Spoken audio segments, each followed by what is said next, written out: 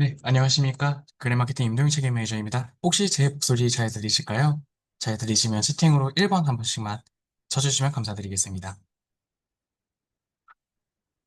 감사합니다.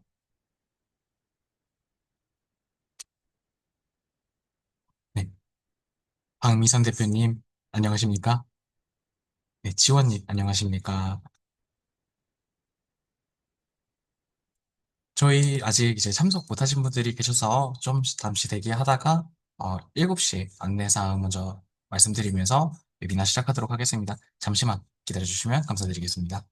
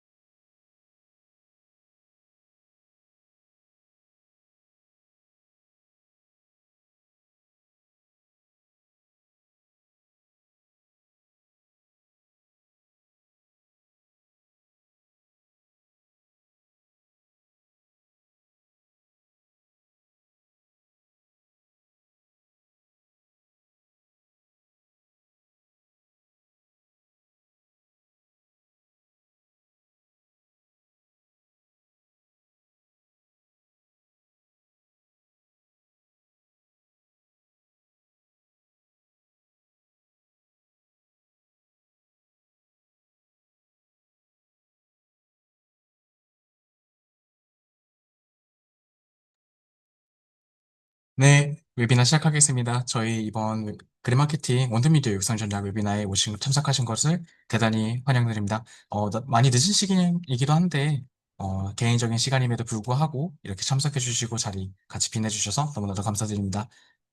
박미선 대표님 반갑습니다. 유저님 가능하시면은 어, 성함과 직책 그리고 회사명으로 바꿔주시면 대단히 감사드리겠습니다. 그리고 김민주님도 동일하게 바꿔주시면 감사드리겠습니다. 반갑습니다. 노혜지 주인님 반갑습니다. 정혜림 님 반갑습니다. 그럼 저희 시작에 앞서서 저희 시작 전 안내사항 한번 읽어드리고 바로 대표님 말씀 이후에 웨비나 시작할 수 있도록 하겠습니다. 환영합니다. 입장 후 아래 사항을 원활한 웨비나 진행에 도움을 요청드립니다. 저희 프로필명은 본명과 직책 그리고 회사명으로 수정을 부탁드리겠습니다. 그리고 원활한 소통을 위해서 캠을 켜주시길 부탁드리겠습니다. 그리고 마이크 음소거는 발표 중에는 다른 분들의 주- 듣는 거를 방해하지 않기 위해서 마이크를 꺼주시길 부탁드리겠습니다. 그리고 진행 중에 질문 사항이 아마 간혹 생기실 수도 있을 텐데 해당 사항은 채팅창에 언제든지 편하게 남겨주시면은 저희 발표 예정이신 저희 수빈 매니저님 혹은 저 또는 저희 대표님께서 바로바로 대응 진행 드릴 수 있도록 하겠습니다. 네, 참석자의 모니터 환경을 조성하기 위해 사전 심사를 거친 뒤에 저희가 초대장을 발송해야 했습니다. 이에 함께 신청했지만 혹시라도 초대되지 못하신 분들이 계시다면은 언제든 이제 초대 링크 보내셔서 중단이라도 괜찮으니 참석하실 수 있도록 그렇게 공유 좀 부탁드리겠습니다. 그러면은 저희 바로 이어서 대표님 말씀을 이해하고 웨비나 시작하도록 하겠습니다. 네, 안녕하십니까. 반갑습니다. 그래마케팅 대표 노수라고 합니다. 여러분들이 아마 저희 트라이라는 이제 채널 혹은 무해한 노수라는 채널 아니면 그래마케팅에 대해서 어느 정도 이제 알고 그렇게 입장을 해 주셨을 텐데 오늘 이렇게 늦은 시간에 7시 퇴근 시간 이후에 참석해 주신 여러분 너무 환영합니다. 모두를 인정드립니다. 저희 어, 필두로 진행하실 박수빈 매니저님 같은 경우에는 AI 솔루션에 관련해서 그리고 온드미디어 육성 전략에 관련해서 엄청난 전문가이십니다. 저희 책임님 또한 네, 굉장히 역량이 뛰어나신 분이고요. 그리고 저희 여기 현재 김예지 매니저님도 함께하고 계십니다. 네, 모든 분들 얼굴을 한 분 한 분 보면서 진행을 하고 싶어요. 그래서 이런 부분들을 좀 적극적으로 함께해 주셨으면 좋겠습니다. 오늘 온드미디어 육성 전략에 대해서 저희가 디테일하게 말씀드릴 건데, 끝나고 난 이후에 저희가 어떤 부분을 한 분 한 분 좀 점검을 드리고 지원을 드릴 수 있을지에 대한 부분을 신청을 따로 받으려고 해요. 그래서 저희랑 함께 뭔가 협업이나 협약을 진행하지 않더라도 지금 이 자리에 계신 여러분들, 저희가 한 분 한 분 지원을 드리고 싶습니다. 그러기 위해서 웨비나라는 자리가 있는 거고요. 그러면 저희 박수빈 매니저님이 쭉 진행 주시고요. 끝단에 다시 한 번 더 안내 말씀드리도록 하겠습니다. 오늘 웨비나 잘 들어주시길 부탁드리겠습니다. 감사합니다.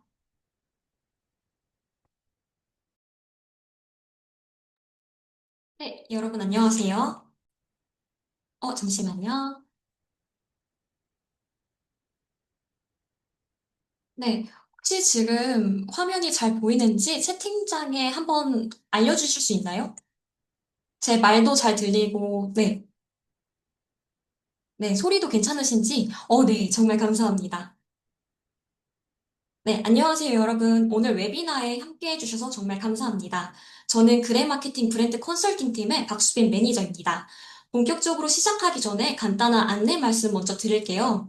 오늘 발표는 약 1시간 10분에서 15분 정도 소요될 예정입니다.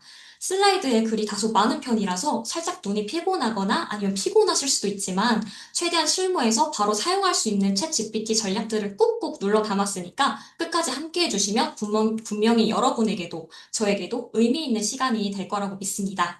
자, 그럼 본격적으로 시작해 보겠습니다. 오늘의 주제는 바로 온드미디어 육선 전략, 고객이 스스로 찾아오게 만드는 전략 만들기입니다. 여러분들도 알다시피 마케팅 환경은 점점 더 복잡해지고 있고 광고비는 계속 오르고 있죠. 그래서 우리는 더 이상 페이드 미디어에 의존한 단기성 광고만으로는 고객을 지속적으로 모으기 어려운 시대가 되었습니다. 이런 변화 속에서 브랜드가 다시 주목해야 할 마케팅 전략이 바로 온드미디어와 AI 믹스 전략입니다.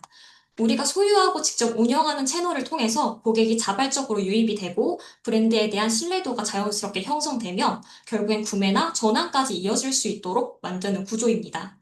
오늘은 단순히 온드미디어의 필요성을 강조하는 데 그치지 않고 실제로 챗 GPT를 통해 어떻게 온드미디어 전략을 설계하고 자동화하고 운영까지 이어질 수 있는지 실무 중심으로 함께 살펴보겠습니다. 오늘 웨비나는 총 5개의 챕터로 구성되어 있어요. 첫 번째는 온드미디어와 페이드 미디어의 차이, 두 번째는 콘텐츠의 세 가지 목적. 세 번째는 플랫폼별 콘텐츠 전략. 네 번째는 가장 핵심 내용인 실습인 브랜드 콘텐츠 캘린더 만들기입니다. 다섯 번째는 분석 툴 운영 자동화 팁의 내용으로 구성하였습니다. 이렇게 총 5개의 챕터로 말씀드릴 예정이고요. 특히 4번과 5번 내용은 끝까지 들어주시면 실무에 훨씬 도움이 되실 겁니다. 각 챕터가 서로 연결되어 있으니 가볍게 들으시면서도 우리 브랜드에 어떻게 적용해 볼 수 있을까를 함께 떠올려 보시면 더 좋을 것 같습니다. 그러면 첫 번째 챕터부터 시작하겠습니다. 오늘은 온드미디어 전략을 중심으로 다루지만 그럼에도 불구하고 온드미디어와 페이드 미디어의 각각의 차이점을 알고 넘어가야겠죠. 온드미디어부터 설명드리겠습니다. 온드미디어는 브랜드가 직접 소유하고 통제하는 채널을 말합니다. 대표적으로는 자사가 운영하는 블로그, 인스타그램, 유튜브, 이메일, 뉴스레터, 앱, 스레드 등 같은 채널이 여기에 포함됩니다. 반대로 페이드 미디어는 광고 예산을 집행해서 외부 플랫폼을 활용하는 구조입니다. 검색 광고, 디스플레이 배너, 인스타그램, 리타게팅 광고 같은 게 있겠죠. 예를 들면 CU의 쇼핑 콘텐츠, 편의점 고인물 시리즈가 있는데요. 오늘은 사실 시간도 늦었고 글도 많아서 한번 환기시킬 겸 영상을 한번 보고 웨비나를 들으시면 더 좋을 것 같아서 짧은 쇼폼을 가져오게 되었습니다. 영상 한번 보고 진행하도록 해볼게요. 잠시만요.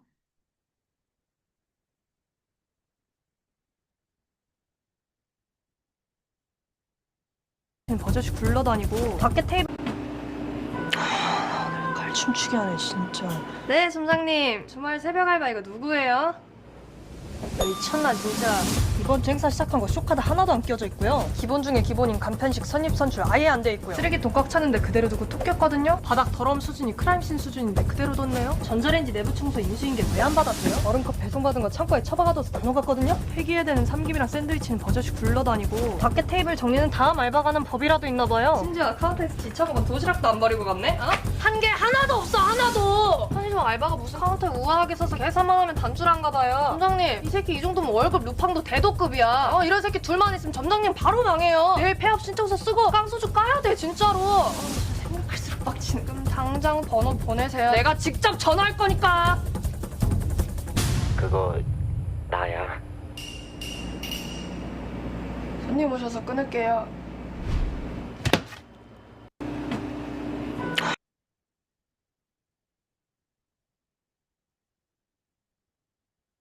네, 짧으면서도 정말 재미있는 유튜브 쇼폼이라고 생각이 드는데요. 이처럼 CU는 유튜브를 활용하여 고객 인지도를 높인 경험이 있습니다. 링티의 경우에는 자사 블로그를 이용하여 정보 콘텐츠를 올려서 고객과의 신뢰도 향상시킨 경험이 있고요. 아모레 퍼시픽의 경우에는 고객 리뷰 기반 큐레이션 콘텐츠를 자사 앱에 올려서 브랜드 인식을 올린 경험이 있습니다. 반면 타겟팅 광고나 디스플레이 배너처럼 외부 비용을 들여 외부 플랫폼에 노출을 사는 방식은 페이드 미디어입니다. 그렇다면 왜 온드 미디어에 우리는 집중을 해야 할까요? 첫 번째, 온드 미디어는 장기적으로 비율이 매우 효율적인 채널입니다. 콘텐츠를 발행하는데 왜 비율이 효율적이야? 라고 생각하실 수도 있겠지만 페이드 미디어는 콘텐츠를 한 개 노출할 때마다 광고비가 반복적으로 발생하는 반면 온드 미디어는 한 번 게시하면 별도의 노출 비용 없이 장기간 노출될 수 있기 때문입니다. 또한 플랫폼 수수료나 유통비용 없이 자사 채널에 콘텐츠를 직접 발행할 수 있어서 운영단에서도 비용 절감 효과가 큽니다. 두 번째는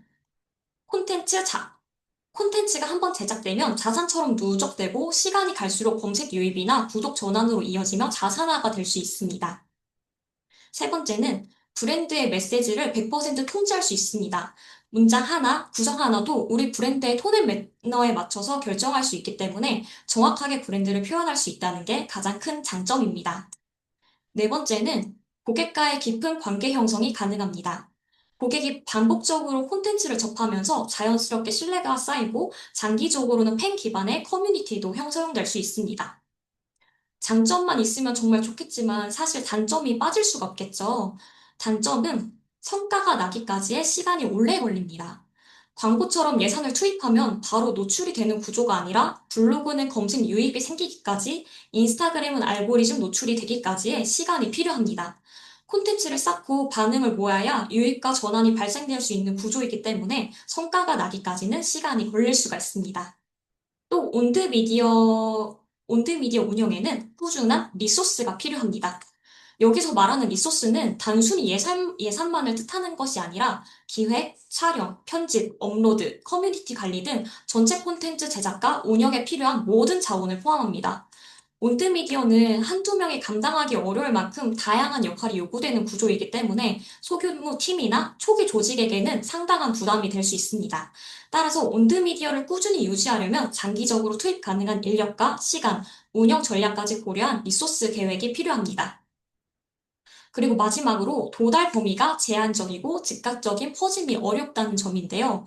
이미 광고를 돌려보신 분들은 알다시피 네이버나 카카오 광고는 예산을 넣으면 타겟에 바로 도달할 수 있도록 설정이 가능합니다. 하지만 온드미디어는 기존 구독자나 브랜드를 이미 알고 있는 사람 중심으로 확산이 됩니다. 그래서 브랜드의 메시지를 명확하게 전달할 수는 있지만 바이럴이나 대규모 유입은 상대적으로 느릴 수 있습니다. 요약하자면 페이드 미디어는 즉각적인 도달과 반응을 위한 채널이고 온드미디어는 관계와 신뢰, 브랜드 자산화를 위한 채널입니다. 오늘 우리가 이야기할 전략은 바로 이 온드미디어를 중심으로 신뢰를 쌓고 고객이 스스로 찾아오게 만드는 구조를 만드는 데 있습니다. 다음 슬라이드에는 페이드 미디어에 대해서 알아보겠습니다. 앞서 온드미디어에 대해서 살펴봤다면 이번에는 그 반대의 위치에 있는 페이드 미디어에 대해서 정리해 보겠습니다. 페이드 미디어는 말 그대로 브랜드가 직접 소유하지 않은 외부 플랫폼을 활용해서 도달하는 미디어입니다. 네이버 GFA, 인스타그램 광고, 유튜브 프리럴 광고, 디스플레이 배너 등이 여기에 해당이 되는데요. 사례를 보면 마켓컬리가 인스타그램에서 첫 구매 20% 할인 광고를 진행을 하거나 혹은 삼성전자가 유튜브에서 갤럭시 언팩 캠페인을 광고 형태로 진행하는 것, 또는 에이블리가 카카오 모모트 광고를 통해서 앱 설치 전환을 유도하는 캠페인을 집행한 것을 예시로 들 수가 있습니다. 페이드 미디어의 장점은 명확합니다. 첫 번째로 즉각적인 노출과 유입이 가능하다는 점인데요. 예산만 투입하면 그 순간부터 바로 광고가 노출되고 클릭과 유입, 구매로 이어지는 흐름이 만들어집니다. 두 번째는 타겟팅이 정교하다는 점인데요. 카카오, 네이버, 구글, 메타, 유튜브 등의 플랫폼 기반 디지털 광고는 성별, 연령, 관심사, 지역, 시간대, 리타겟팅까지도 세밀하게 조정할 수 있기 때문에 목표 고객에게 정확하게 도달할 수가 있습니다. 그리고 세 번째는 성과 측정이 수치화되어 있다는 점인데요. CPC, CTR, CVR 등 다양한 수치를 실시간으로 확인할 수 있기 때문에 A/B 테스트나 예산 최적화 작업이 비교적 용이합니다. 하지만 사실 그만큼 한계도 분명히 있는데요. 단점은 첫 번째, 예산 의존도가 매우 높다는 점입니다. 광고는 돈을 넣는 순간부터 효과가 생기지만 예산이 끊기는 순간 그 효과도 멈추게 됩니다. 노출, 클릭, 유입 등 모든 결과가 광고 예산에 의해 유지되기 때문에 콘텐츠 자산이 쌓이지 않고 유입의 지속성도 없습니다. 즉, 성과는 즉각적이지만 누적되지 않는다는 말이에요. 두 번째는 브랜드 신뢰 형성에는 한계가 있습니다. 고객은 광고임을 명확하게 인지하고 있기 때문에 아무리 콘텐츠가 잘 만들어져 있어도 광고라는 인식은 쉽게 바뀌지가 않는데요. 특히 광고가 과장되거나 의도적인 메시지로 인식될 경우에 브랜드에 대한 이 신뢰도가 떨어질 수가 있습니다. 또한 커뮤니티나 언론을 통해 공유되는 방식이 아니기 때문에 인지도는 올라가더라도 브랜드 호감까지 연결되기까지는 어렵습니다. 세 번째는 고객과의 관계 형성보다는 즉시성 위주의 접근입니다. 이 말은 즉 고객과의 관계 형성이 어렵다는 점인데요. 페이드 미디어는 전환이나 클릭, 구매 같은 즉각적인 행동을 유도하는 데는 분명히 효과적이지만 장기적으로 팬 기반이나 신뢰 기반 커뮤니티를 만들기에는 좀 부족합니다. 또한 대부분의 광고는 단발성으로 끝나기 때문에 브랜드에 대한 감정적 연결이나 지속적인 관계 형성에는 기여하기가 어렵습니다. 정리하자면 페이드 미디어는 즉각적인 도달과 전환에 효과적인 반면에 브랜드 신뢰와 장기 유입에는 불리한 채널입니다. 왜? 네. 앞서 온드미디어와 페이드 미디어의 특성을 하나씩 비교해 봤다면 이번 슬라이드는 핵심을 간결하게 요약해 보았습니다. 요약작인 만큼 혹시 요약이 필요하신 분들은 캡처해 주시면 좋을 것 같습니다. 먼저 표를 보시면 페이드 미디어와 온드 미디어는 그 목적부터 차이가 나는데요. 페이드 미디어는 즉각적인 반응과 전환 유도가 목표입니다. 노출, 클릭, 반응을 빠르게 확보해야 하는 시점에서 효과적인데요. 반면 온드미디어는 관계 형성과 브랜드 신뢰 구축이 핵심입니다. 짧은 반응보다는 장기적인 자산 축적과 고객 관계에 초점을 둡니다. 여기 보시면 강점도 다른데요. 페이드는 빠른 노출, 정교한 타겟팅, 단기간 성과의 용도로 우수한 반면에 온드미디어는 깊이 있는 콘텐츠 운영, 자사나 일관된 메시지 전달이 가능하다는 장점도 있습니다. 하지만 단점도 명확한데요. 페이드는 광고 예산이 끊기면 성과도 즉시 멈추게 됩니다. 일회성이며 신뢰도가 낮고 예산 소진지 종료가 된다는 점이 있습니다. 온드미디어는 아까도 말씀드렸다시피 시간과 리소스가 많이 필요하고요. 성과로서 쌓이기까지가 굉장히 느립니다. 도달 범위와 지속적인 측면에서 차이가 있는데요. 페이드는 타겟 확장이 쉽고 넓은 도달이 가능하지만 온드는 구독자 기반이기 때문에 확산력이 조금 제한적입니다. 대신 한 번 만든 콘텐츠가 장기적으로 누적되고 자산화된다는 측면에서는 지속성은 온드미디어 쪽이 좀 더 강하다고 볼 수 있습니다. 자, 온드미디어는 브랜드의 기반, 페이드는 가속장치입니다. 브랜드의 스토리나 신뢰 등 토대를 쌓기 위해서 온드미디어가 중요하지만 타이밍이 중요한 캠페인이나 테스트에는 페이드 미디어가 효과적입니다. 따라서 온드를 기반으로 토대를 잡되 페이드를 전략적으로 믹스하는 구조가 필요합니다. 오른쪽 하단의 실전 예시를 보면 더 이해하기 편하실 텐데요. 예를 들어 신제품을 단기간에 알릴 때에는 페이스북 광고, 인스타그램 이런 광고의 페이드 미디어가 효율적입니다. 하지만 브랜드 스토리를 전하고 장기적인 팬층을 형성하려면은 블로그나 유튜브 같은 온드 미디어가 필요하겠죠. 고객 리뷰를 수집하거나 검색 유입을 노릴 때도 마찬가지입니다. 페이드는 순간적으로 눈길을 끌 수 있지만 리뷰 누적이나 검색 유입은 온드미디어에서만 자산으로 남습니다. 그리고 마지막으로 중요한 전략적 인사이트는 페이드에서 온드로 유도하는 흐름을 설계하는 것. 이게 바로 핵심 전략입니다. 페이드 미디어로 처음 만난 고객을 온드미디어 채널로 데려와서 그 안에서 신뢰를 쌓고 전환으로 연결시키는 구조. 이게 오늘 우리가 만들고자 하는 퍼널 설계의 기본 방향입니다. 이번 슬라이드에서는 온드미디어 콘텐츠의 세 가지 핵심 목적에 대해서 설명드리겠습니다. 브랜드 신뢰도 강화, 유입 유도, 세일즈 연결입니다. 첫 번째, 브랜드 신뢰도 강화 콘텐츠부터 보시겠습니다. 이 유형의 콘텐츠는 사실 즉각적인 전환보다는 브랜드에 대한 좋은 인상과 신뢰 쌓기에 좀 더 집중합니다. 브랜드의 철학, 전문성, 진정성을 드러내서 고객과의 관계 형성에 집중을 하는데요. 예를 들어 토스의 경우에는 B급 주류 경제학 시리즈를 통해 대중적 주제를 브랜드 관점에서 해석해서 브랜드의 전문성과 신뢰를 쌓았고요. 29cm는 브랜드의 코멘터리 영상으로 브랜드의 비전을 짧고 감각 있게 전달하여 고객과의 신뢰도를 강화하였습니다. 오늘의 집의 경우에는 취향 수집과 콘텐츠로 소비자의 공간을 소개하며 브랜드의 감성과 진정성을 동시에 전달하였습니다. 두 번째는 유입 유도 콘텐츠입니다. 검색 유입, 바이럴, 소셜 리치 등을 통해 소비자 유입을 목표로 하여 SEO와 트렌드 키워드가 가장 중요한 요소입니다. 유입 콘텐츠는 블로그, 인스타그램, 스레드 같은 채널에 적합하며 콘텐츠 형식도 가볍고 직관적입니다. 여기 예시로는 2025년 다이어트 도시락 추천 탑5 이렇게 키워드 기반 블로그가 있고 인스타그램 카드뉴스, 요즘 MZ가 선호하는 미니멀 인테리어 같은 콘텐츠가 있습니다. 스레드에서는 검색 유입, 블로그 없이 가능하다고 생각하세요? 같은 질문형 콘텐츠가 유입을 유도하는 사례입니다. 세 번째, 세일즈 연결 콘텐츠는 단순히 브랜드를 알리는 수준을 넘어서 실질적인 행동을 유도합니다. 즉, 지금 바로 구매를 하거나 예약하거나 다운로드 등 행동을 유도하는 전환 중심 콘텐츠라고 보시면 됩니다. 온드미디어 콘텐츠 중에서도 세일즈 목적형 콘텐츠는 몇 가지 뚜렷한 특징이 있는데요. 첫 번째, 강력한 CTA가 있습니다. 즉, 지금 구매하기, 혜택 받기 등 구체적인 행동 유도 문구가 반드시 포함됩니다. 고객이 바로 반응할 수 있도록 설계된 것으로 볼 수 있습니다.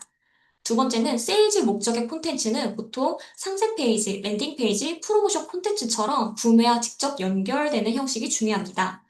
이때 중요한 건 단순한 브랜드 소개가 아니라 비교 자료나 혜택 설명처럼 실질적인 정보 제공을 통해서 고객과의 구매 결정을 빠르게 유도해야 한다는 점입니다.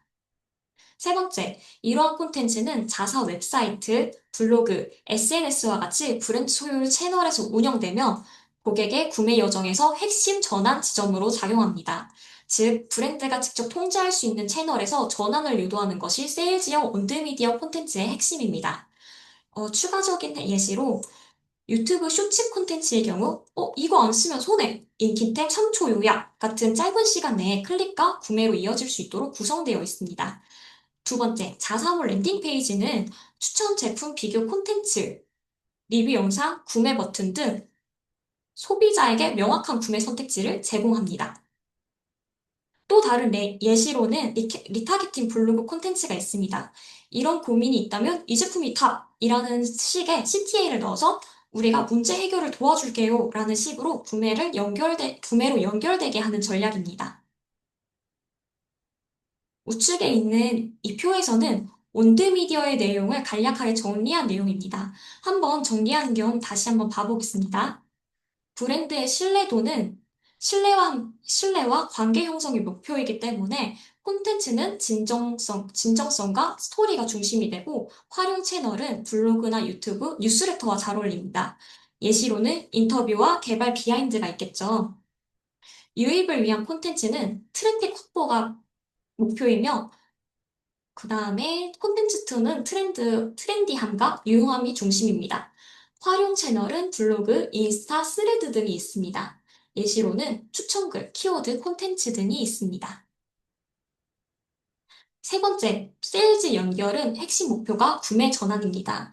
콘텐츠 톤은 혜택 강조와 명확한 CTA가 있고 활용 채널은 상세 페이지, 랜딩 페이지가 있습니다.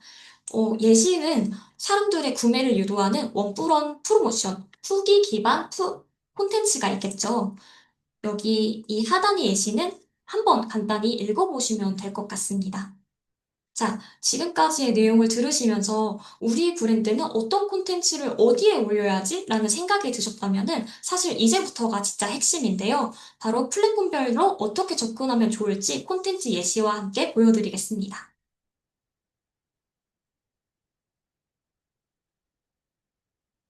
이번 슬라이드에서는 플랫폼 특성에 맞춘 콘텐츠 전략을 살펴보겠습니다.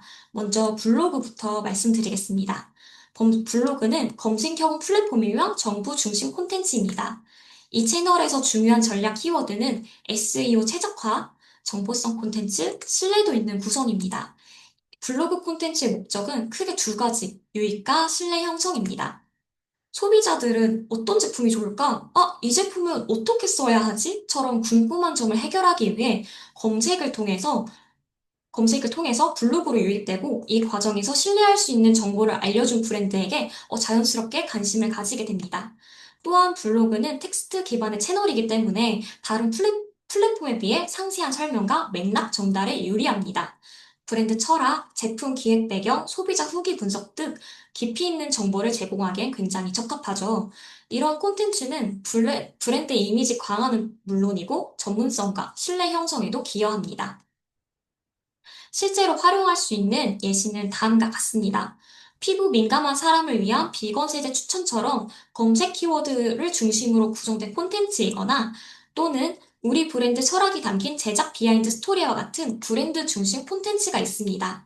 정리하자면 블로그는 검색을 통해 브랜드를 처음 만나는 관문이 되는 채널이라고 보시면 됩니다. 다음은 인스타그램 플랫폼에 맞춘 콘텐츠 전략입니다. 인스타그램은 검색보다 소비에 가까운 플랫폼으로 사용자는 정보를 찾기보다는 감정과 분위기를 느끼며 콘텐츠를 소비하는 경향이 강합니다. 그래서 인스타그램에서 우리가 잡아야 할 전략 키워드는 무드보드, 비주얼 중심, 그리고 감성 스토리입니다. 이 전략의 핵심 목적은 브랜드 이미지 구축입니다. 단순히 제품을 소개하는 것을 넘어서서 브랜드의 무드와 분위기를 분위기를 만들어내고 이를 통해 감정적으로 연결되는 팬을 만드는 것이죠. 그러면은 왜 이런 전략을 써야 할까요?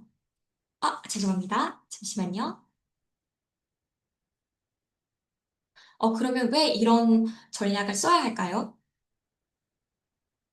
이런 전략을 써야 하는 이유는 단순히 제품을 소개하는 것을 넘어서서 브랜드의 무드와 분위기를 만들어내고 이를 통해 감정적으로 연결된 팬을 만드는 건데 인스타그램의 브랜드 콘텐츠도 이렇게 팬을 만들기 위해서는 톤앤 매너나 시각적인 스타일에 따라서 인지도가 달라질 수 있습니다.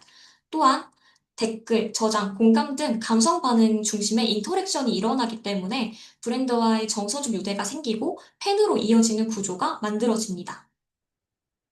죄송합니다. 오늘 마우스가 조금 잘 안 드네요. 죄송해요.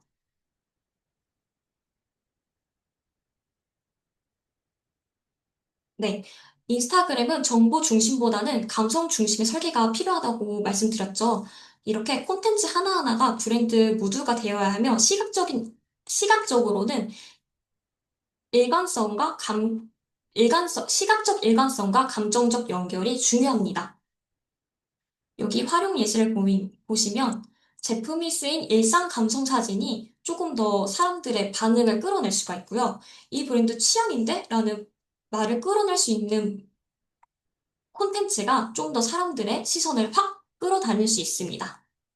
다음 장에서는 유튜브와 스레드 콘텐츠 전략을 이어서 설명드리겠습니다. 이번에는 유튜브에 맞는 콘텐츠 전략을 소개해 볼 텐데요. 유튜브는 정보 전달보다도 경험과 이야기 중심의 콘텐츠가 조금 더 효과적인 채널입니다. 긴 영상도 충분히 소화할 수 있는 사용자가 많기 때문에 브랜드의 진정성이나 철학을 깊이 전달할 수 있는 기회가 되기도 하는데요. 여기서 주목해야 할 키워드는 브랜드 다큐, 제품 소개, 그리고 후기 리뷰입니다. 콘텐츠의 주요 목적은 신뢰 확보와 구독 유도입니다. 단순히 제품을 홍보하는 것이 아니라 브랜드의 전문성이나 기술력을 시청자가 자연스럽게 체감할 수 있도록 설계하는 것이 핵심입니다. 그러면 왜 이런 전략을 유튜브에 적용을 해야 할까요? 유튜브는 시청 시간 확보가 가능한 콘텐츠 플랫폼입니다. 그리고 단순한 정보 전달보다 스토리가 있는 콘텐츠가 더 오래 시청되며 더 깊은 몰입을 유도합니다. 때문에 브랜드의 진정성, 전문성, 기술력을 담은 콘텐츠는 신뢰 형성에 효과적입니다. 설명 콘텐츠는 제품에 대한 이해도를 높이기 때문에 구매 결정에도 조금 더 영향을 미치며 시리즈 콘텐츠로 구성할 경우에는 구독자 유입과 재방문을 통해 구독 전환 유도도 가능합니다. 활용 예시로는 브랜드가 직접 설명하는 제품 원리와 같은 전문가 중심의 콘텐츠가 있고 우리 철학이 담긴 상품 브이로그처럼 감성적 스토리가 담긴 영상이 있습니다. 유튜브는 브랜드의 신뢰를 쌓고 팬층과의 관계를 깊게 만들어가는 중요한 채널입니다. 다음은 스레드의 전략으로 넘어가 보겠습니다. 스레드는 콘텐츠보다도 대화가 중심이 되는 SNS입니다. 브랜드가 사람처럼 소통하는 데 가장 적합한 플랫폼입니다. 이 전략의 핵심 키워드는 브랜드의 인격 표현, 질문 던지기, 반응 요도가 있습니다. 스레드에서의 콘텐츠 목적은 단순한 정보 전달이 아니라 관계 형성과 팔로우 증대, 즉 고객과의 친밀한 접점을 만드는 것입니다. 그렇다면 왜 이런 전략을 스레드에서 사용해야 할까요?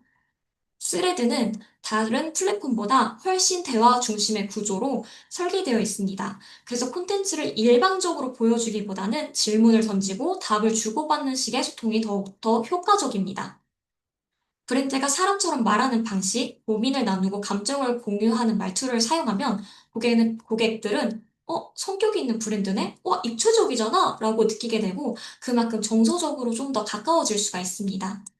또 실시간으로 커뮤니케이션이 가능하다는 점에서 친근한 브랜드 이미지를 만들기도 매우 좋은 채널입니다. 활용 예시로는 다음과 같은 것들이 있는데요. 예를 들면, 퇴근 후에 자기 전에 하는 마지막 앱은 뭐예요? 같은 공감 질문은 댓글 반응을 유도하기에 효과적입니다. 혹은 유저 반응 기반의 짧은 인사이트를 공유하는 것도 많이 활용되고 있습니다. 이처럼 스레드는 브랜드가 말을 거는 방식만 바뀌어도 훨씬 친근하고 팬처럼 느껴지게 만드는 플랫폼입니다. 그러면은 이어서 이메일과 쇼핑 채널도 함께 살펴보겠습니다. 이번에는 이메일과 뉴스레터 채널에 적합한 콘텐츠 전략을 소개해드리겠습니다. 이메일은 브랜드가 이미 확보한 고객, 즉 접점이 있는 유저에게 직접 도달할 수 있는 매우 강력한 채널입니다. 이 전략에서의 핵심 키워드는 큐레이션, 혜택 제공, 전용 콘텐츠입니다. 콘텐츠의 목적은 명확합니다. 여기 보시면 구매 이후 고객의 재방문을 유도하고 궁극적으로는 세일즈 전환으로 연결하는 것입니다. 그렇다면 이메일은 왜 이런 전략을 써야 할까요? 이메일은 구매 경험이 있거나 브랜드에 관심 있는 구독자에게 도달하는 채널이기 때문에 맞춤형 콘텐츠나 혜택을 보내는데 매우 적합합니다. 예를 들어 고객의 관심사에 따라 관련 상품을 추천하거나 신상품 소식을 빠르게 전달할 수가 있습니다. 또한 우리만의 콘텐츠라는 희소성을 담아보내면 브랜드만의 전용 혜택 채널로서 충분히 차별화할 수가 있습니다. 이처럼 혜택과 정보를 기반으로 꾸준히 콘텐츠를 발송하면 고객과의 관계를 유지하면서도 전환을 자연스럽게 유도할 수 있는 구조가 만들어집니다. 실제 활용 예시로는 요즘 뜨는 트렌드와 함께 보는 우리 브랜드 콘텐츠 추천 리스트와 같이 정기적으로 콘텐츠를 보내는 형식이 있고요. 또는 구독자 전용 할인, 이벤트와 같은 유저 한정 혜택이 있습니다. 정리하자면 이메일과 뉴스레터는 가장 가까운 고객과 꾸준히 관계를 이어가고 다시 매출로 연결하는 데 효과적인 충전 고객을 위한 핵심 채널이라고 할 수 있겠습니다. 이번엔 짧지만 강력한 임팩트를 주는 플랫폼, 틱톡, 인스타릴스, 유튜브 쇼츠 등의 쇼핑 채널에 적합한 콘텐츠 전략을 소개해드리겠습니다. 이 전략에서의 핵심 키워드는 짧은 후킹, 트렌드한 편집, 참여 유도입니다. 콘텐츠의 목적은 노출 확대와 젊은 타깃 확보입니다. 그럼 왜 이런 전략을 쓸까요? 쇼핑 콘텐츠는 초반 3초 안에 시선을 사로잡는 훅이 가장 중요합니다. 사실 요즘은 더 짧아져서 1초 안에 시선을 끌어야 하기도 하는데요. 이 플랫폼들은 모두 알고리즘 기반 추천 구조를 갖고 있어 초반에 시청자 반응이 좋으면 빠르게 노출이 확산될 수 있습니다. 즉, 짧은 시간 안에 브랜드를 처음 접하는 고객에게 혹은 타겟에게 강하게 각인시킬 수 있는 최적의 채널인 셈이며 짧은 영상 덕분에 1초 브랜드링 콘텐츠로도 활용이 가능하고 제품 사용법이나 혜택 요약, 인기템 리뷰 등 광고와 초 콘텐츠 사이의 경계가 모호한 형태로 연출될 수 있기 때문에 바이럴을 유도하기에 매우 적합한 플랫폼입니다. 활용 예시로는 이거 모르면 진짜 손해! 같은 스타일의 짧고 강력한 카피를 넣는 쇼츠 콘텐츠 또는 스타일 꿀팁 요약이라는 콘텐츠처럼 빠른 정보 전달형 포맷이 효과적입니다. 정리하자면 쇼핑 콘텐츠는 짧은 순간에 브랜드를 알리고 잠재 고객과 빠르게 연결하는 데 최적화된 채널이라고 할 수 있습니다. 지금 보이시는 화면은 앞서 말씀드린 플랫폼별 전략을 표로 정리한 요약본입니다. 앞장에서 각 플랫폼에 대해 상세하게 설명을 드렸기 때문에 이 장에서는 간단히 정리와 정돈의 역할로 봐주시면 될 것 같습니다. 이 표는 콘텐츠 기획 시에 어떤 메시지를 어떤 플랫폼에 어떤 방식으로 풀어야 할까라는 질문에 빠르게 구조화된 기준을 제공하는 템플릿으로 보면 되는데요. 특히 여기서 꼭 기억해야 할 포인트는 같은 콘텐츠라도 플랫폼에 따라서 전략이 달라져야 한다는 점입니다. 예를 들어서 똑같은 제품이라도 블로그에서는 검색을 노린 정보용 포스팅으로, 인스타그램에서는 감성 무드 중심으로, 틱톡에서는 짧고 호킹 있는 영상으로 풀어야 성과가 나옵니다. 즉, 채널마다 언어가 달라야 된다는 점을 꼭 기억해 주시면 됩니다. 이 표는 앞으로 콘텐츠를 설계하실 때 빠르게 후룩 참고할 수 있는 실무용 툴로 활용하시면 좋겠습니다. 혹시 필요하신 분들은 캡처해 주시면 좋을 것 같습니다. 다음 장부터는 실습 따라가기 파트인데요. 실제로 지금 당장 실행하는 건 아니지만, 이렇게 하면 되겠구나, 라고 머릿속으로 그려보는 시간이 되었으면 합니다. 사실 다음 장도 글이 많은 건 사실이지만, 그 다음 파트에서는 실무에 적용해 바로 연결될 수 있는 내용이어서 집중하신 만큼 얻어가실 수 있는 게 분명히 있을 테니까 조금만 더 집중해 주시면 좋겠습니다.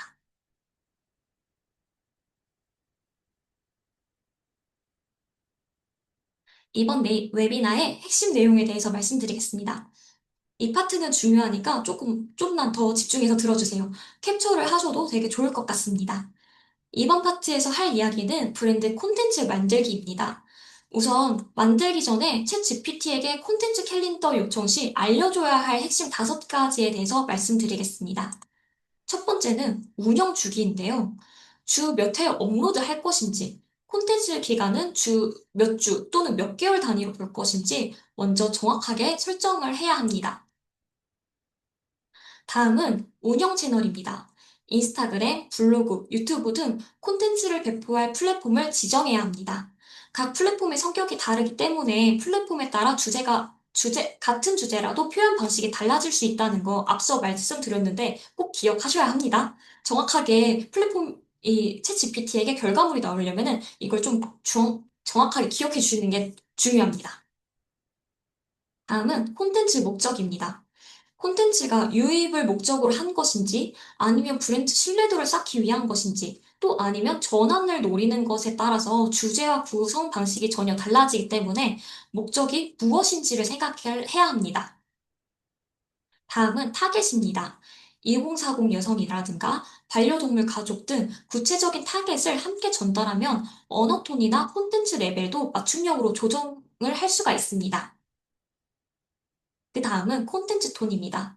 친근함, 실용적, 전문적, 공감형 등 어떤 말투를 쓰는지에 따라서 구성의 결이 달라질 수 있기 때문에 챗 GPT로 콘텐츠 캘린더를 만들 때 꼭 반드시 함께 지정해 주셔야 합니다. 여기 아래에 있는 팁 5도 실무에서 꽤 유용한데요. 콘텐츠마다 왜 만들지? 라는 목적 문장을 캘린더에 적어두면은 팀원 모두 딱히 회의를 하지 않더라도 큰 방향성은 이해할 수가 있습니다. 또 반응이 낮았던 콘텐츠는 썸네일, 카피, 업로드 시간대를 기준으로 다시 한번 체크해 보시고 예상치 못한 상황을 대비해서 미리 백업 콘텐츠 아이디어를 만들어 두면은 운영 안정성이 훨씬 더 높아집니다. 이 부분은 콘텐츠 캘린더 운영 시 주의사항인데요. 여기 이 부분입니다. 앞서 말했던 내용이기 때문에 그냥 한번 수록수록 읽어주시면 될 것 같습니다.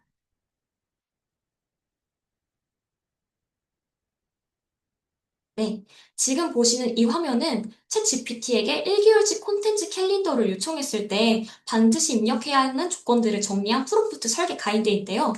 왼쪽에 프롬프트 부분을 캡처하신 후에 웨비나가 끝나고 상황에 맞게 해보시면 좋을 것 같습니다. 이 슬라이드는 제가 직접 챗 GPT로 브랜드 콘텐츠 캘린더를 설계한 사례인데요.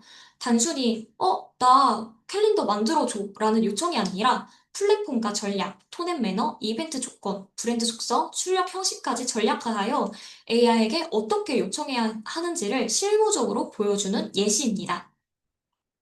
AI에게 원하는 결과를 정확하게 도출하기 위해서는 4가지 요소를 생각하시고 적용하는 것이 가장 좋은 방법인데요. 바로 역할, 작업, 맥락, 형식입니다. 이 4가지 요소가 포함되어야 AI가 상황을 더 명확하게 이해하고 요청자의 의도에 맞는 응답을 생성할 수 있습니다. 먼저 역할부터 말씀드릴게요. 챗 GPT에게 어떤 역할을 부여해야 할지 지정해야 합니다. 저는 챗 GPT에게 당신은 콘텐츠 마케팅 전문가 전략가입니다. 라는 역할을 부여하였는데요. 이렇게 요청을 하면은 그냥 콘텐츠를 만들어 달라고 했을 때보다 훨씬 더 실무자의 시각에서 나올 법한 결과가 도출됩니다. 다음은 작업입니다.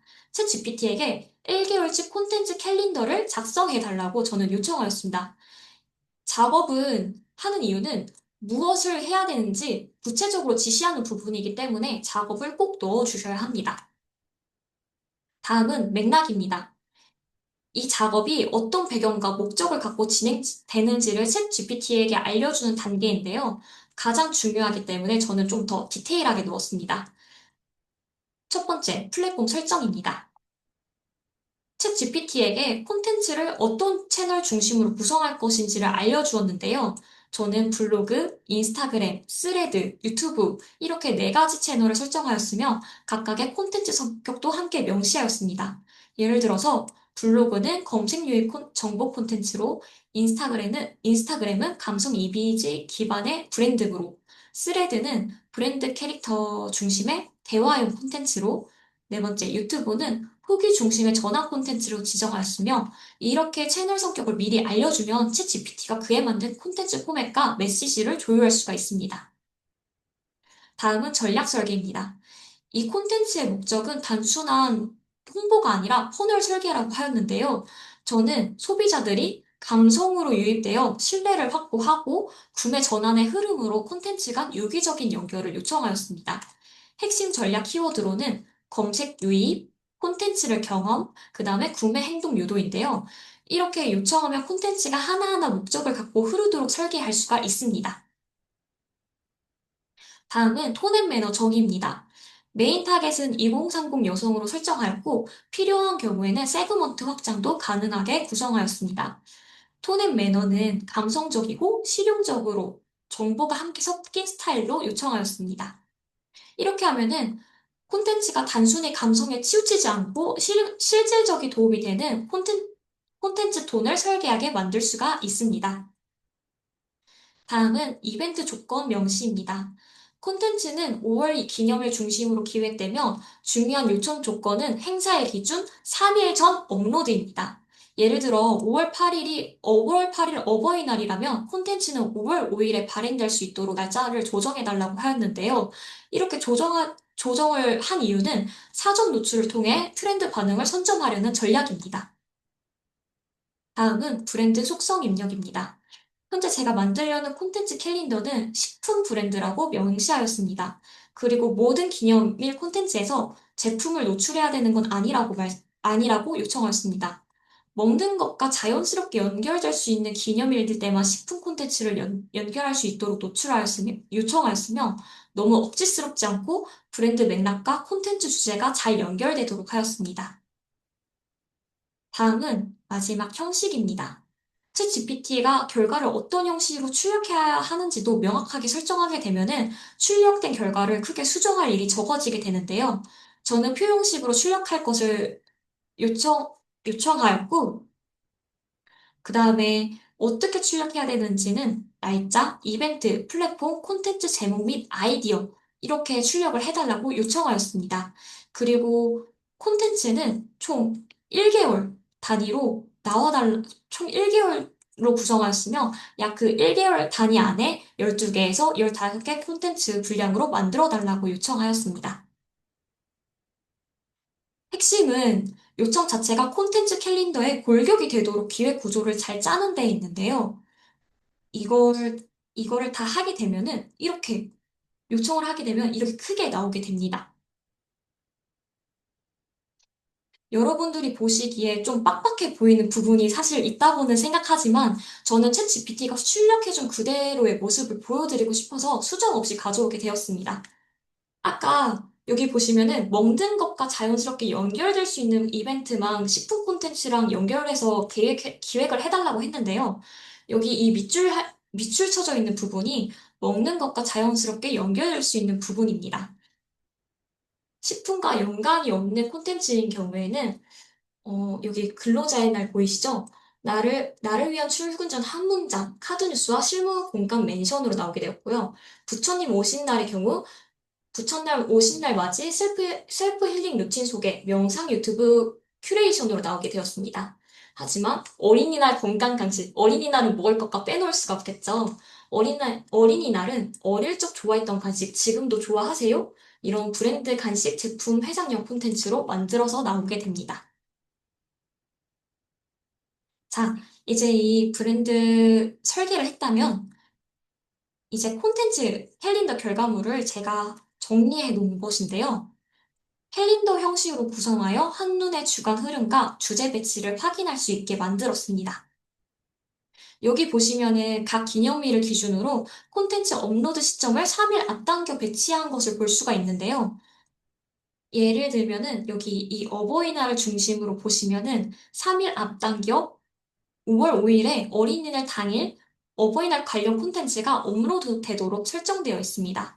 이렇게 사전 노출을 통해 트렌드 타이밍을 선점하고 관심도가 피크에 오르기 전에 브랜드 메시지를 미리 전달하는 전략이 반영된 것입니다. 또한 여기 잘 보시면은 스레드, 인스타그램, 블로그, 유튜브, 블로그 뭐 이런 식으로 다 골고루 콘텐츠 목적에 맞게 적절히 배치되어 있는 것을 확인하실 수가 있습니다. 이 장표는 단순한 결과물이 아니라 앞에서 구조한 프롬프트가 어떻게 실제 실행 단위의 콘텐츠 캘린더로 구현되는지를 보여주는 사례라고 생각하시면 됩니다. 여러분도 이 결과물처럼 브랜드에 맞는 기념일과 시즌 이슈를 미리 정리해두고 그때그때 브랜드 상황에 맞게 커스터마이징해서 활용하시면 캠페인 기획 시간을 줄이고 실제 효율은 더 높일 수 있는 콘텐츠 운영 체계를 갖출 수가 있습니다. 네, 이번 장에서는 분석 툴을 왜 사용해야 되는지, 그리고 이 툴들을 실무에서 어떻게 운영해야 자동화가 가능한지 함께 살펴보겠습니다. 마케팅에서 분석 툴이 중요한 이유는 분명합니다. 데이터 없이 진행되는 마케팅은 결국 감과 추측에 기대기 쉽고 결국 콘텐츠 성과나 개선 방향이 흐릿해질 수밖에 없습니다. 콘텐츠를 만들고 퍼뜨리는 거는 사실 정말 이걸로는 충분하지 않습니다. 중요한 거는 사람들이 그 콘텐츠에 어떻게 반응했는가입니다. 어떤 콘텐츠가 클릭되었고 어디서 이탈했으며 어떤 요소가 전환으로 이어졌는지를 알지 못하면 우리는 같은 실수와 같은 실패를 반복할 수밖에 없습니다. 그래서 분석 툴은 마케터가 전략적으로 결정을 내릴 수 있도록 수치화해주는 장치이자 콘텐츠 성과를 말해주는 중요한 기준이 됩니다. 이 장에서는 분석 툴을 어떻게 마케팅 자동화와 연결시킬 수 있는지에 대해서 설명드리겠습니다. 예를 들어 구글 애널리틱스나 서치 콘솔은 유입 경로나 고객의 행동의 흐름을 보여주고 메타 비즈니스나 유튜브 스튜디오는 어떤 콘텐츠가 성과가 잘 나오는지를 알려줍니다. 이메일 마케팅 툴은 어떤 제목이나 내용이 반응이 좋은지를 수치로 알려줍니다. 즉, 분석 툴은 고객 반응을 숫자로 읽는 눈이자 전략을 바꿀 수 있도록 해주는 지도 역할을 합니다. 하지만 툴이 있다고 자동으로 작동하는 건 아니겠죠. 다음으로 중요한 건 바로 툴마다 담당자, 즉 책임자를 정하는 일입니다. 툴은 자동으로 도는 것처럼 보이지만 그 안에는 중간 점검과 수동 조정이 필요한 부분이 굉장히 많습니다. 잘못된 데이터가 그대로 들어가거나 혹은 중복 전송, 누락 등의 이슈가 발생했는데 담당자의 체크가 없어지면 실수가 계속 생기게 되겠죠. 그러면 그 툴은 방치될 수밖에 없습니다. 특히 구글 애널리틱스나 라커 스튜디오, 서치 콘솔 같은 분석 툴은 담당자가 없어지면 보고도 안 되고 수정도 안 되며 결국 아무도 보지 않는 죽은 툴이 될 수밖에 없습니다. 그래서 실무에서는 보통 툴별로 담당자와 백업 담당자를 동시에 지정하고 매주 혹은 격주 단위로 체크리스트를 돌리는 구조를 짜게 됩니다.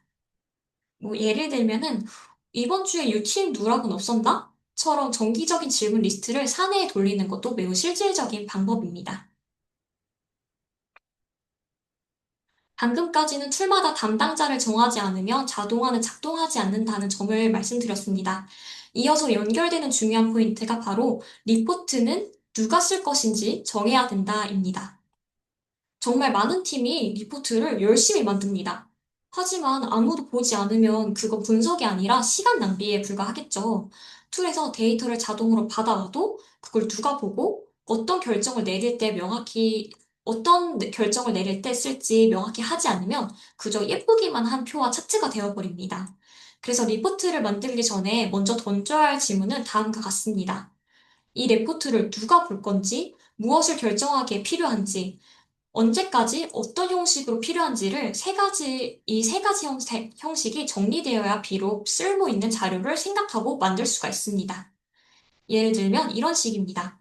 팀장용 레포트는 콘텐츠별 전환 성과 요약을 중심으로 PDF로 정리해서 매월 1일 제출하기. 혹은 콘텐츠 팀은 매주 수요일 클릭률이 낮은 콘텐츠에 대한 탑3 개선 제안을 노션에 공유하기 등의 예시가 있는데요. 결국 핵심은 리포트의 수신자가 누구인지에 따라 내용, 포맷, 빈도가 달라진다는 점입니다. 자동화도 중요하지만 자동화된 결과를 누가 어떻게 활용할 수 있는지까지 설계해야 진짜 전략 도구가 됩니다. 자, 분석 툴에 대해서 지금까지 이야기해봤으니 이번에 운영 자동화에 대해서 이야기를 한번 해보겠습니다. 앞서서 분석 툴과 마찬가지로 이 파트도 마케팅 실무자의 시간을 전략적으로 확보하기 위한 내용인데요. 운영 자동화는 왜 필요할까요? 우리가 매주 반복적으로 하는 업무를 생각해 보시면은 간단한데요. 콘텐츠 업로드, 링크 생성, 클릭률 정리, 메일 발송, 전부 반복적인 업무고 사실상 누가 해도 결과는 같지만 사람이 계속 하고 있는 일이죠.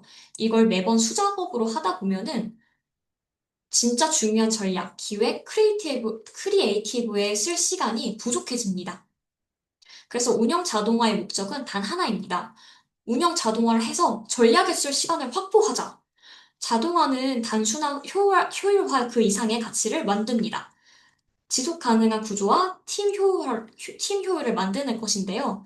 예를 들어서 콘텐츠 업로드 예약, 리포트 자동화, 메일 시퀀스 발송 이런 반복적인 루틴은 툴에게 맡기고 마케터는 콘텐츠 퀄리티 향상이나 A/B 테스트, 캠페인 전략 수정, 팀 내 브레인스토밍에 집중할 수 있어야 합니다. 실무에서의 자동화 기준은 간단합니다. 하나의 작업이 3번 이상 반복된다면 그건 사람이 할 일이 아니라 시스템이 맡아야 할 일입니다. 반복되는 업무일수록 자동화 효과는 더 크고 효율적으로 일할 수가 있습니다. 콘텐츠 예약이나 링크 생성, 클릭률 체크 같은 업무는 실제로 복붙을 반복하는 단순 작업인데요. 이걸 매번 사람이 하게 되면은 실수도 늘고 업무 피로도도 올라가게 됩니다. 그래서 만약 자동화를 생각하신다면은 복잡하게 생각하시지 마시고 우리가 자주 우리가 자주 반복하는 일이 뭐가 있을까? 팀원들에게 질문해 보시는 것들을 추천드립니다. 이 질문 하나만으로 자동화의 출발점이 생기고 어떤 업무를 자동화해야 할지 자연스럽게 구체화가 됩니다. 예를 들면 매주 스토리 예약 후에 오픈율을 복사하여 공유하는 일, 구글 폼 응답을 분류하여 구글 시트에 정리하는 일, 이렇게 사람 손이 반복적으로 닿는 작업일수록 시스템이 대신하도록 구조화하는 것이 중요합니다. 자동화는 결국 루틴화가 핵심인데요. 즉, 단순히 툴을 쓰는 게 중요한 게 아니라 그 툴이 계속해서 돌아가는 구조가 중요합니다. 한번 작동하고 끝나는 게 아니라 운영 루틴 속에서 익숙한 패턴이 되어야 한다는 건데요. 특히 팀원들이 자동화에 익숙하지 않은 경우, 이건 누가 언제 해야 되지? 처럼 역할과 타이밍이 계속 혼란스러워질 수 있습니다. 그래서 자동화는 시스템 설정만으로 끝나는 게 아니라 팀 전체가 이해하고 움직일 수 있는 구조를 만드는 게 더 중요합니다. 실무 팁을 드리자면 툴을 도입했다면 그에 맞는 운영 문서화나 영상 매뉴얼을 만들어 두는 게 중요합니다. 툴을 도입만 하고 사람들이 어떻게 사용하는지 몰라서 운영하지 않으면 결국 자동화 툴도 방치되기 쉽기 때문입니다. 예시를 들어볼게요. 메타 같은 경우 예약 업로드 방법을 정리한 PDF 매뉴얼을 제작하거나 TV 같은 경우 시퀀스 설정법을 팀 공유 영상으로 만들어서 저장하거나 슬랙 알림화 자동 설정 과정을 문서로 만들어 매뉴얼화하는 방법이 있습니다. 이렇게 툴 사용법을 매뉴화하여서 모든 팀원들이 편안하게 사용할 수 있는 구조를 만들어두면 자동화를 사용하는 걸 넘어서서 실제로 이 일처럼 자동화할 수 있는 체계가 될 수 있습니다.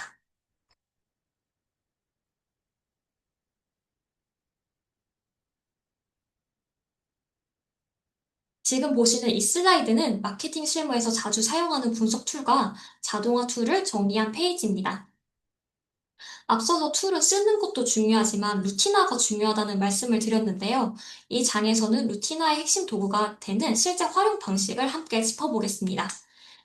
왼쪽 표에 보시는 3가지 도구는 콘텐츠 마케팅의 흐름과 반응을 데이터 기반으로 판단할 수 있는 기본 툴입니다.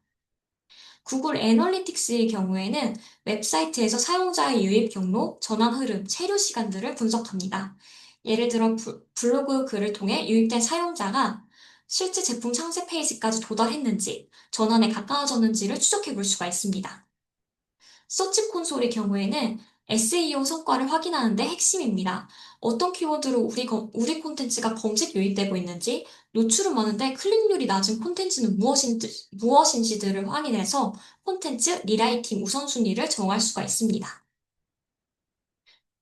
유튜브 스튜디오는 콘텐츠 기반 채널에서는 빠질 수 없는 도구겠죠. 썸네일 클릭률, 영상 이탈 시점, 시청 유지율 등을 통해 어떤 콘텐츠가 실제로 끝까지 소비되고 있는지를 판단할 수가 있습니다. 여기까지가 데이터 기반 의사결정을 위한 툴, 즉 분석 툴이었습니다. 이 툴은 자동화에 특화된 툴인데요. 여기서 중요한 포인트는 단순히 자동 발송을 넘어서 업무 루틴 안에 자동화 구조를 심는 것입니다. 메타 비즈니스는 SNS 운영자들이 많이 사용하고 계시죠. 피드 릴스, 예약 발행과 함께 자동화 알림까지 설정할 수 있습니다.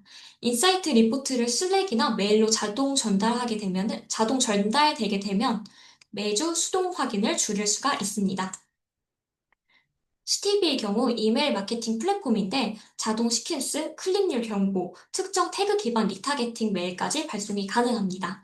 예를 들면 지난 3주간 클릭률 10% 이하 콘텐츠 리스트는 자동 수집 후에 관리자에게 경고할 수 있도록 해달라고 할 수 있습니다.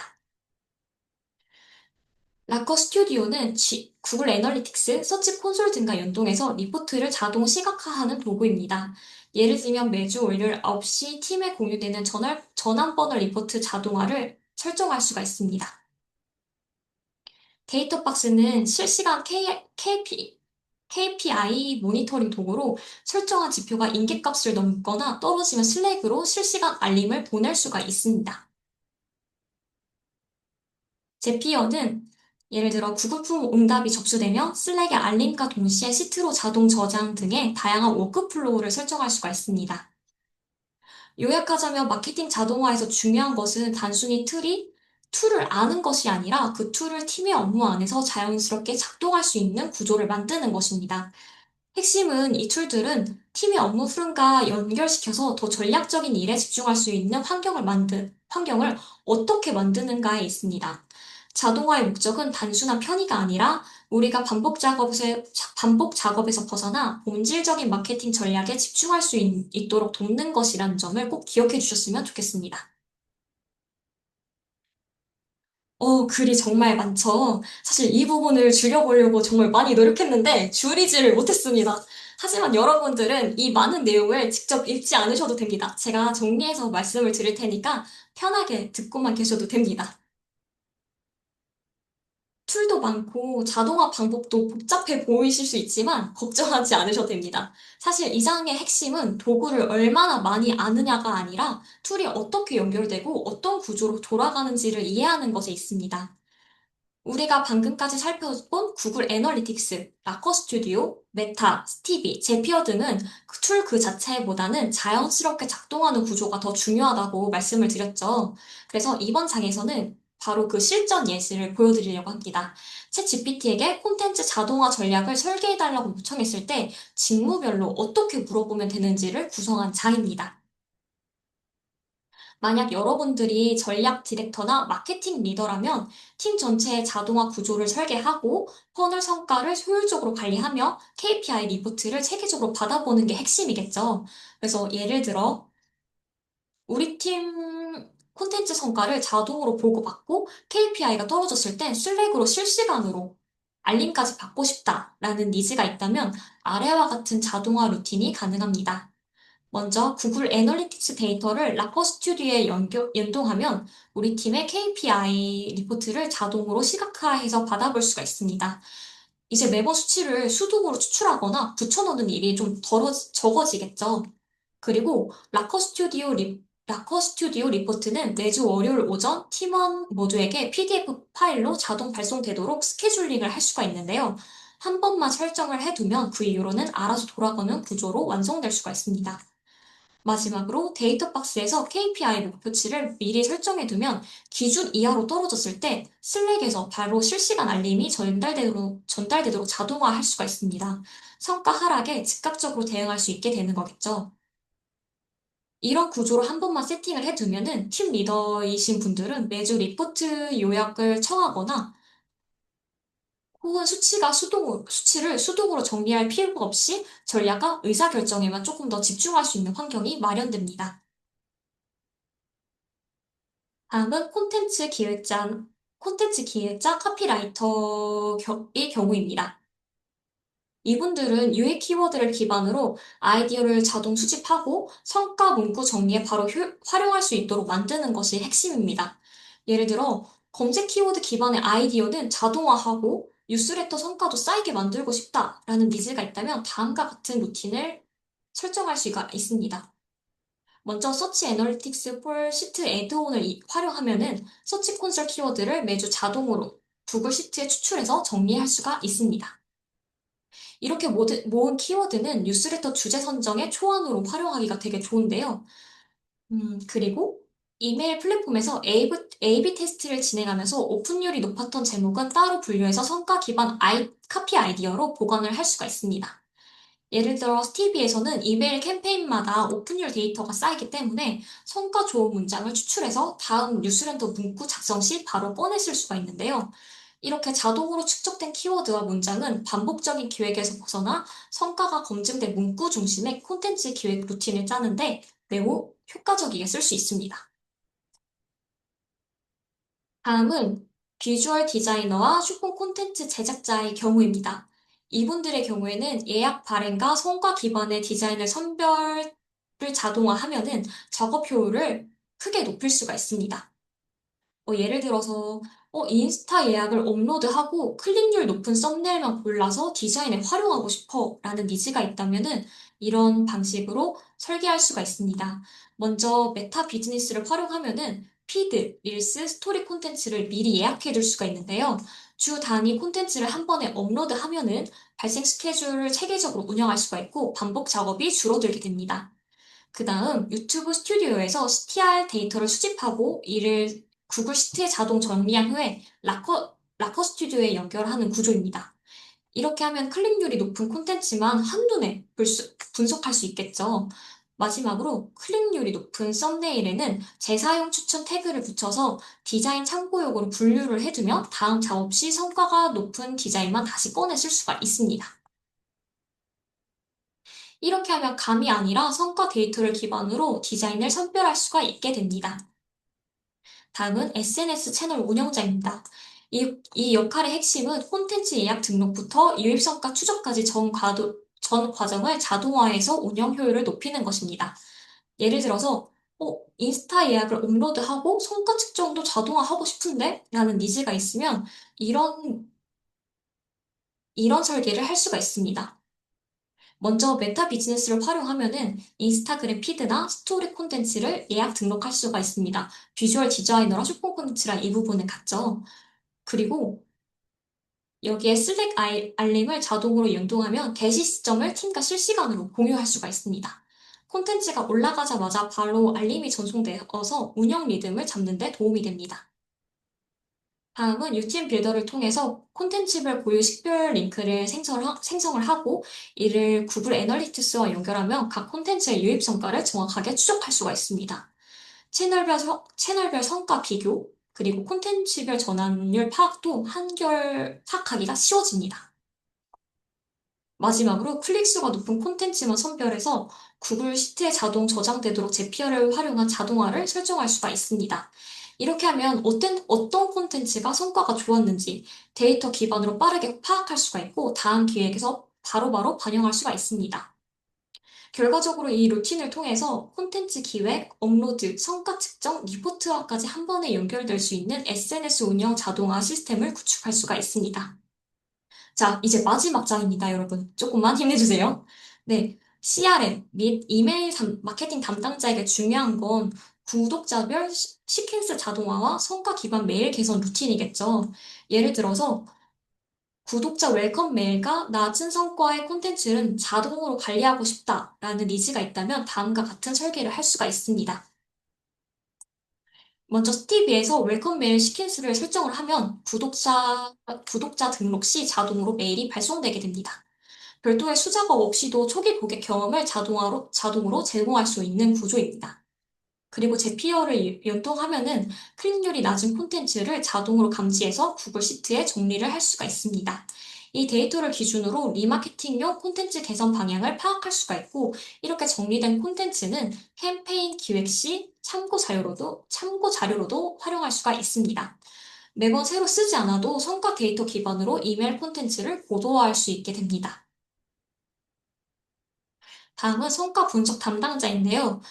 성과 분석 담당자에게 중요한 거는 전날 퍼널 흐름을 한눈에 파악하고 반복적인 리포트 작성 없이 자동으로 공유하는 구조를 만드는 것입니다. 예를 들어서, 전환 흐름을 쉽게 파악하고 캠페인 리포트를 자동으로 정리하고 싶은데? 라는 니즈가 있다면 다음과 같은 방식으로 설계할 수가 있습니다. 우선 구글 애널리틱스 데이터를 라커 스튜디오에 연결을 하면은 전환 퍼널 데이터를 실시간으로 시각화할 수가 있습니다. 그리고 구글 애널리틱스를 대시보드에서 전환 기준 데이터를 설정한 후에 원하는 리포트를 PDF 파일로 출력하는 구조로 설계할 수가 있습니다. 다음은 라커 스튜디오의 스케줄 기능을 활용하는 방법인데요. 리포트를 자동 저장하고 지정된 시간에 PDF로 변환해서 팀원에게 메일을 공유할 수가 있습니다. 예를 들어 매주 수요일 오전에 리포트가 자동으로 메일 발송되도록 설정을 하면은 수동 보고서 작성이 사라지고 커뮤니케이션도 훨씬 효율적이게 됩니다. 그리고 비교가 필요할 때에는 구글 시트로 KPI를 수집하게 되면 클릭 한 번으로 수동 비교가 가능하게 됩니다. 또 추가적으로 조건부 서식을 활용하면 일정 기준 이상의 수치를 자동으로 하이라이트해 경고 감지까지 시각적으로 처리할 수가 있습니다. 이렇게 자동화 구조를 한 번만 세팅을 해주면 매주 복잡한 분석 과정을 반복하지 않아도 됩니다.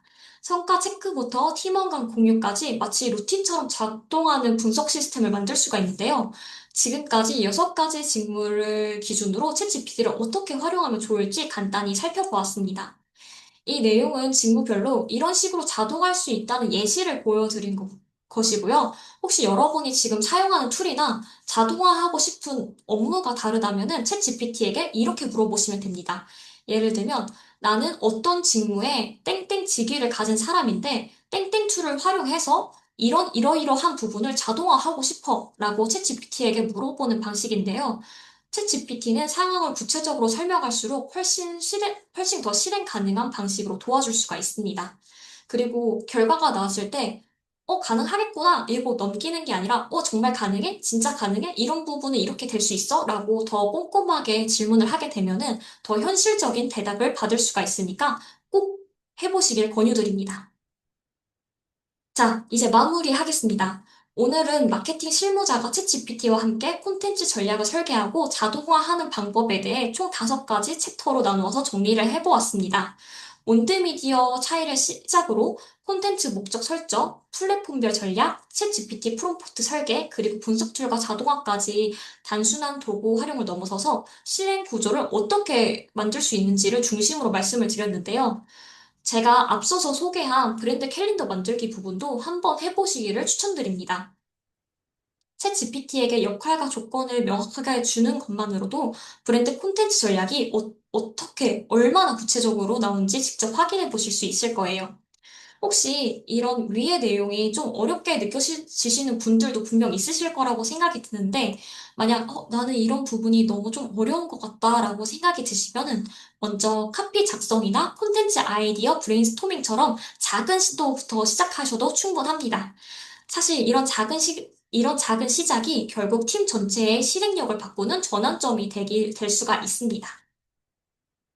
네, 오늘의 웨비나는 이렇게 끝났습니다. 지금까지 함께 해주셔서 정말 감사드리고요. Q&A는 이후 별도로 준비된 폼을 통해서 진행될 예정입니다. 해당 내용은 책임 매니저님께서 곧 안내해 주실 예정입니다. 오늘 발표 들어주셔서 정말 감사드리고 수고 많으셨습니다. 감사합니다. 감사합니다. 정말 감사합니다.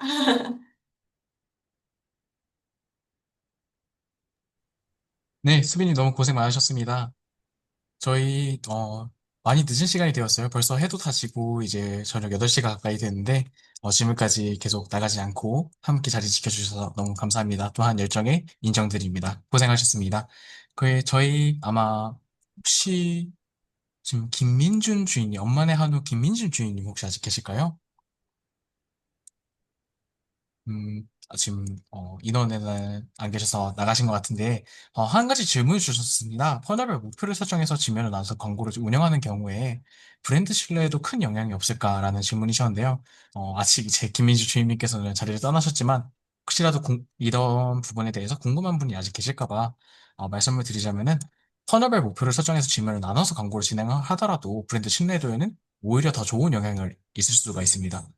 이런 이제 일관된 지면별로 톤앤 매너를 유지를 한다든가 혹은 이제 같은 메시지를 계속 반복적으로 노출하게 될 경우 소비자들은 이런 광고를 보면서 아 얘네들은 계속 똑같은 말을 하는구나라는 거에 대해서 신뢰도를 오히려 높일 수 있다. 이렇게 질문이 있어서 제가 간단하게 답변을 드려봤고요.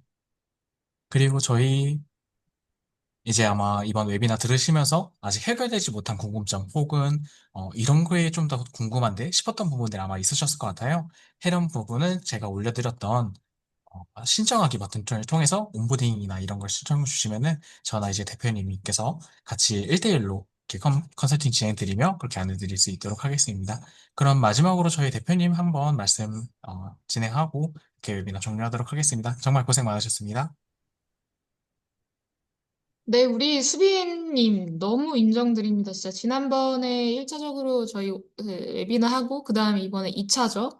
네, 그럼에도 불구하고 너무 열심히 여러분들을 위해서 지원을 드리기 위해 준비를 했고요. 그 결과 오늘 굉장히 훌륭한 그런 PT 자리가 되지 않았나 싶습니다. 제가 여러분들에게 지금 여기 계시는 김윤희님, 뭐 박미선 대표님, 정일희님, 그리고 HJ님, 네. 저는 이 말씀을 좀 전달을 드리고 싶어요. 광고가 꺼지면 매출이, 안 나오는 게 당연한가요? 당연하지 않습니다. 저희 그래 마케팅은 현재 온드미디어 SNS를 전담으로 육성을 해드리고 있고요. 실질적으로 온드미디어만 운영을 하고 있는 회사이기도 하고 저희 기존 클라이언트 분들도 블로그, 인스타그램, 스레드, 틱톡, 유튜브 저희와 함께 진행하면서 불과 최근 레퍼런스로만 말씀을 드려도 3일 만에 20만 뷰, 5일 만에 30만 뷰 이런 컨텐츠도 네, 저희가 도출을 하고 있습니다. 이런 식으로 저희는 SNS, 온드미디어를 통해서 광고비 없이 매출을 내는 것에 가장 자신 있고 가장 잘합니다. 네, 저희 책임님과 수빈님, 뭐 기타 저희 실무진분들이 그 정도로 역량이 굉장히 높아요. AI 시대에 지금 이제 막 뭐 GPT 도입하고 AI 뭐 분석하고 툴 못 쓸지 지금 찾아보시는 분들이 꽤나 많으실 텐데 저희는 불과 한 3년 전부터 네, 그런 부분들을 도입을 했고요. 그 결과 광고주분들이라고 얘기하는 저희 클라이언트 분들한테 그런 매출로 보답을 드리고 있습니다. 그래서 저희는 장기 고객사가 3년 이상이에요, 무조건. 무조건? 네. 대부분 70%, 80% 분들은 3년 이상이고요. 이 외에는 이제, 뭐, 기타 다른 이슈로 뭐, 연이 끊기던가 아니면 다시금 오십니다. 네, 너무너무 감사한 분들이 많습니다. 그래서 지금 여기 제 눈에 보이는 올바로미, 스킨메드, 뭐 슬로우 캠프 너무 모두 다 환영을 드리고 저희가 지원 드릴 수 있는 부분, 무료로 지원 드릴 수 있는 부분들은 지금 이 자리가 아니더라도 온보딩 신청해 주시면 저희가 간단하게 10분, 30분 동안 지원을 해 드리려고 해요. 브랜드가 생존하는 방식이 광고가 아니거든요. 네, 이건 명확하게 인지를 이 순간은 해주셨으면 좋겠습니다. 그래서 지금 당장은 사실상 결정의 순간입니다. 저희와 추가적으로 인연을 이어갈지 말지에 대한 순간이기 때문에 지금 바로 온보딩 신청하세요. 실행 플랜까지 잡아드리겠습니다. 네, 그럼 이상입니다. 오늘 수빈님을 위해서 다 같이 박수 한번 치면서 오늘 웨비나 마무리 짓도록 하겠습니다. 수고하셨습니다.